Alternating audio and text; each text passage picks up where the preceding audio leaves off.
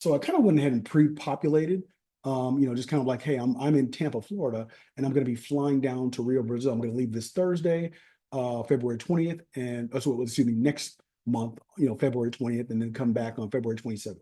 So you can kind of see, what the pricing is looking like, right? For the, two stop, that's a longer, travel time. That's going to be about 613 bucks. Let's just say right here on American Airlines, right? I can fly at 5:30 p.m. or 8:45, 8:47 p.m. That's actually the flight I took. One stop in Miami for an hour and a half, and then get to Brazil, the next morning at 9:30 in the morning. So, for example, if you kind of explode this, you can see, hey, um, you know, from Tampa, I go to Tampa, Miami. I'm there for an hour, and then just pretty much go to your gate, and then you're going to go to Rio Galileo International Airport. GIG is the code, and then you can also see, hey, does this flight offer Wi-Fi? Wi-Fi is free. in-seat power outlets. Streaming media, things like that. So think about it, right. You're going to be on a flight for pretty much 8 hours from Miami to Rio, Brazil. It's important to know whether you're going to have Wi-Fi or not. It makes your flight that much enjoyable. I think if you fly like, I think you can fly like Avianca, right? You can go from like, I think Tampa just opened up a nonstop flight from um, Tampa to Bogota. I think I heard that. I haven't checked that out. But let's just say you're flying through like Bogota in Colombia. Does Avianca? I think they don't have Wi-Fi on the flight. So imagine, you can. I personally don't mind paying, $30, so that way I have Wi-Fi. You can watch YouTube videos, you can email and chat with people and different things like that. Just something to keep yourself entertained for the next 8 hours, things like that. So I think that's very, very valuable. So there's definitely a couple options, right? You can fly American Airlines. I'm in Tampa, so the main hub I'm going to go through is going to be Miami. If you found like a more inexpensive flight, sometimes you can go through Dallas, I believe, for American. And then, typically if you've got like status with American, there's like an international, and you have a little bit more of a layover in Miami. There's a lounge you can go to for free drinks, free food. Miami pretty much has everything, right? They've got restaurants, they've got coffee shops, they got pretty much everything in the Miami airport.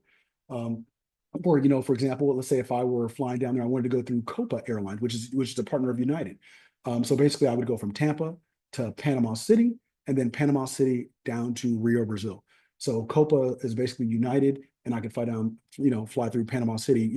That's the shortest route going, from Tampa down to Panama City would be about a 3 hour flight. And then from Panama City down to Rio is probably like another 6 hours or so. And let's just say, if I was a Delta person, I had status with Delta. I could fly to Atlanta. So I can go Tampa to Atlanta, have a small layover in Atlanta, and then I can fly down to Rio Brazil from Atlanta as well. So you're kind of going back up north, but if you've got status, maybe you can get a better, better seats, with more leg space. Maybe you can get on the upgrade list for business class for some of your flights, things like that. Maybe there's a lounge if you've got like a little bit of layover. So I definitely highly recommend if you got status on one of the airlines, stick with your carrier. All right. And that's pretty much it for flights. So if you're, I think the flights pretty much range from about anywhere from, just depending on when you go. Of course, if you go during Carnival and New Year's, there's going to be more traffic. So the flight's going to be more expensive. So you're probably going to spend anywhere from $500 to about $1,200 to $1,500, depending on when you go. If you go during New Year's, like I went, you're going to spend about $1,500 round trip. If you go during off season, you probably spend about, I've seen flights as low as like $400 or $500 round trip to Rio. So, because remember, you got everybody going in and coming back at the same exact time. So they're just going to increase the prices for the flights. Different things like that. You can get creative with the routes. You can book a one-way on American, and then if you find an extremely inexpensive return on Copa Airways, you can come back on Copa. Fly out on Delta, come back on American, things like that. There's different ways you can kind of arrange your flights. All right, all right. So let's also go ahead and talk about, and obviously, once you fly in, let's talk about, before we talk about Rio Airport, let's talk about immigration, your visa. Um, do you need a visa to travel to Rio, Brazil? The answer right now today is you do not need a visa to travel to Rio, Brazil. What they're doing is, I think right now, and they've done this for the last like 3 or 4 years in a row, and they've never implemented it. But right now, in order to go to Rio, Brazil, and I'll go ahead and pull up this. What I like to do is anytime you're traveling anywhere international, especially for the first time, I like to go to the travel.state.gov website and actually look at the actual travel requirements for Rio, Brazil. It gives you any kind of like safety alerts. It tells you what the requirements are to travel, whether you need any vaccines or, how much money, if you're traveling into Rio, how much currency can you have before you need to declare it? What do as far as, do you need a visa before you get there? Need to have any kind of like migration form you need to enter online before you go, and when you exit like Colombia, the checkmate, things like that. So right now, basically, in order to go to Rio, you just need a valid passport. Um, must be valid on the day of entry. You need one page required for your entry stamp, so one blank page in your passport. And your passport, I think it needs to be, you need to have about 6 months, I believe, of validity on your passport. Don't quote me on that one, but I believe it's 6 months. Beginning on April 10th, and it's funny, when I asked a immigration officer when I was leaving Brazil if they were still going to uphold it, they're saying that you're going to have a visa when you come to Brazil. So back in the day when I went to Brazil in 2013 and 2012, actually I went for Carnival in 2012. In order to get a visa for Brazil, you actually had to apply ahead of time. I think I used Abriggs to get my Brazilian visa, but basically I had to get like two passport photos. You have to basically book your flight ahead of time, your hotel ahead of time. You need to show a copy of your bank statement to show that you've got like $1,000 or $2,000 in your bank account. You need to submit all that to basically the Brazilian embassy.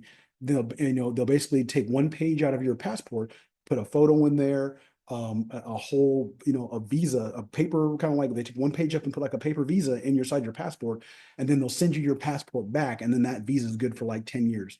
And I think there may even be like there may have been like a small fee to go along with it. Maybe it's like 50 or $100. And then I paid Abriggs because you can do it yourself, but I kind of like using a passport expediter to kind of do it for me to make sure I get it right so I don't get anything wrong.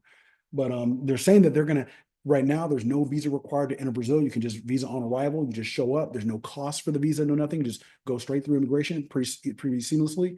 And they're saying that on April 10th they're going to go to the new, basically reinstating the old visa process that they had before. And I think they've said they were going to do that the last like 3 years in a row, and they've actually pushed it back every single time. And when I was actually leaving Brazil this go around, um, the um, the actual immigration officer, when I was actually going into GIG airport to fly back to Florida, he actually told me, he goes, "Yeah, I don't think they're going to do it." He said that there's a possibility that they might do it, but he didn't think they were going to do it. So, we'll see what happens with April 10th. What they try to do is they don't want to time it around the Carnival Festival because, you want the maximum amount of people coming into the country. So they're doing it April 10th because Carnival is like, I think March 30th through like April 7th or something along those lines. So that Carnival will be over and then it'll be just regular travel. So, right. Stop share for a sec. But yeah, you can go to travel.state.gov and you can do that for pretty much any country you want to go to. I think it's always good to check to see what the latest and the greatest are. Like I said, you're going to have, travel alerts. Is there any safety concerns, visa requirements, things like that. Just really kind of gives you, that's the most official way. So that way, you're getting the best information. Right.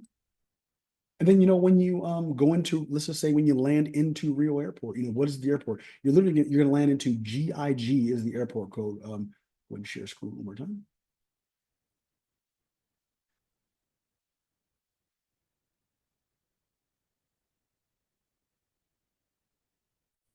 And GIG, Rio International Airport. You're going to land